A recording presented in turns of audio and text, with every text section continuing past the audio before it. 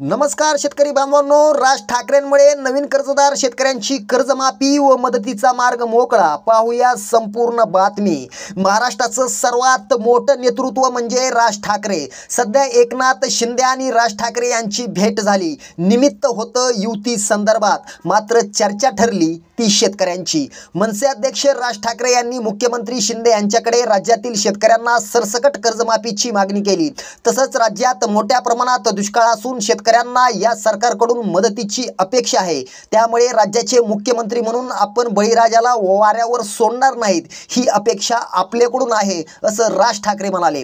त्याला परिउत्तर देताना मुख्यमंत्री एकनाथ शिंदे म्हणाले, शेतकऱ्यांना सर्वस्वी मदत आमच्याकडून होत असून मग ती पीक विम्याच्या माध्यमातून असेल, अनुदानातून असेल किंवा नमो शेतकरी सारख्या योजनेतून असेल। सध्या 2017 मधील राहिलेल्या शेतकऱ्यांना कर्जमाफी दिली असून नवीन कर्जदार शेतकऱ्यांनाही सरसकट कर्जमाफी देण्याची सरकारची इच्छा असून लवकरच ती दिली जाईल, असं मुख्यमंत्री म्हणाले।